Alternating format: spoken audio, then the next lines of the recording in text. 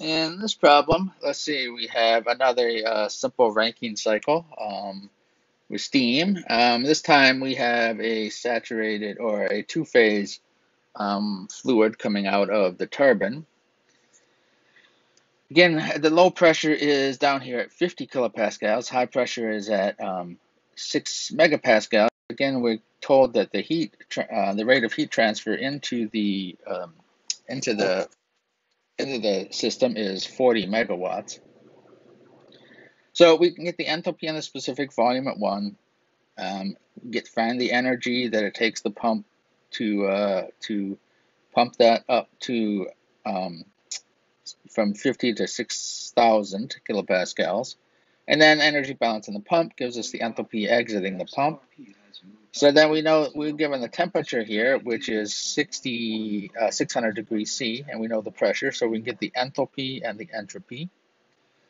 It's an isentropic turbine, so we can know that S4 is the same as S3, and we know P4, so we can get the quality factor, and we can get H4.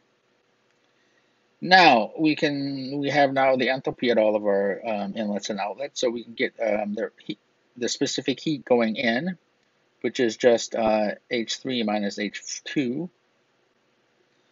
The specific heat going out, which is let's see here, H4 minus H1. And from this, we can get the efficiency, which is just 1 minus the ratio of Q out over Q in. And that winds up being about 35%.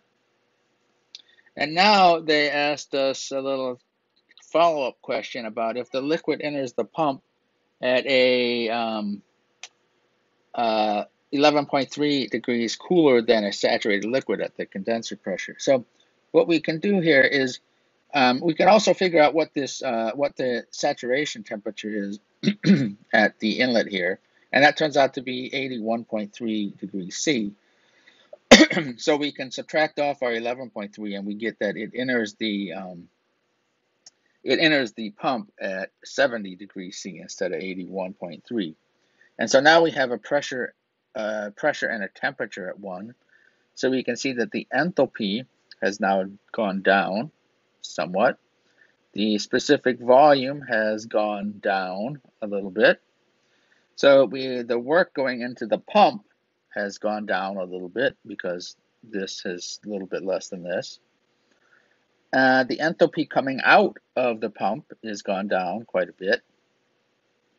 And so we have the rate of heat transfer in.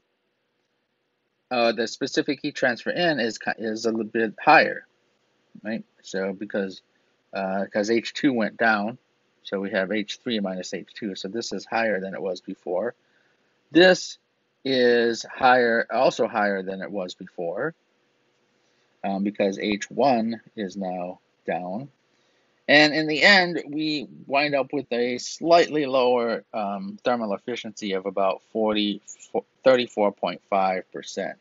So it's not good to have our feed water super cooled at this point. We'd like it basically just to be on the saturation, have it just be a saturated liquid.